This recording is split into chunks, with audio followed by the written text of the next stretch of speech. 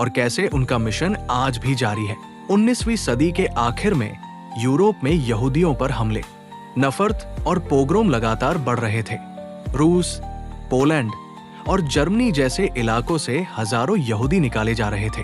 कुछ अमेरिका पहुंचे, कुछ यूरोप के दूसरे मुल्कों में, लेकिन एक बड़ा हिस्सा फलस्तीन की तरफ पलायन करने लगा।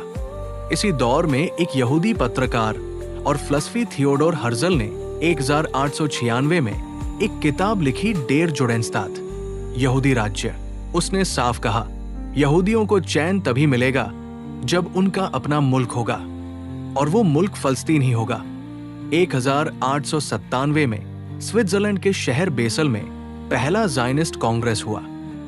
यहीं पर यहूदियों ने पहली बार खुलकर ऐलान किया कि उनका मकसद है, यानी अब उनका ख्वाब सिर्फ धार्मिक नहीं बल्कि राजनीतिक मिशन बन चुका था।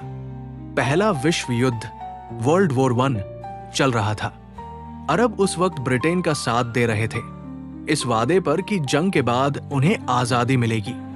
लेकिन 2 नवंबर 1917 को ब्रिटेन के विदेश मंत्री आर्थर बैलफोर ने एक मशहूर खत लिखा, जिसे कहा जाता है बाफोर डिक्लेरेशन। इसमें साफ कहा गया, हम फलस्तीन में यहूदियों का नेशनल होम बनाएंगे। सोचिए, अरबों से वादा आजादी का, और उनकी पीठ पीछे उनकी जमीन यहूदियों को तोहफा कर दी गई। यानी अरबों को धोखा, यहूदियों को इनाम। इस ऐलान के बाद यूरोप से यहूदियों की हिजरत तेज हो गई। फलस्तीन में यहूदियों की बस्तियां बनती रहीं। अरबों ने इसका विरोध किया। एक 936-39 में बड़ी बगावत हुई, लेकिन ब्रिटिश फौज ने उस बगावत को बेरमी से कुचल दिया। फिर आया दूसरा जंग, वर्ल्ड वॉर 2। नाजी जर्मनी ने लाखों यहूदियों को यातनाओं में मार डाला। इस घटना को हॉलोकॉस्ट कहा गया। यहूदियों ने इस दर्दनाक वाक़े को पूरी दुनिया के सामने पेश किया और कहा, देखो, अगर हमें अपना मुल्क नहीं मिलेगा तो हमारी कौम मिट जाएगी।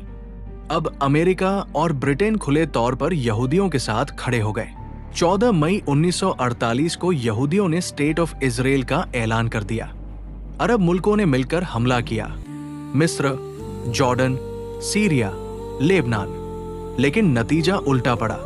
इसराइल को अमेरिका और यूरोप का सपोर्ट मिला और अरब बुरी तरह हार गए। करीब 7-8 लाख फलस्तीनी बेघर कर दिए गए, उनकी बस्तियां खाली कराई गई, लोग शरणार्थी बन गए। फलस्तीनी इसे कहते हैं नकबा, तबाही, लेकिन यहूदियों ने इसे कहा, हमारा घर लौट आया। सिर्फ 6 दिन की जंग में इसराइल ने मिस्र, जॉर्डन और सीरिया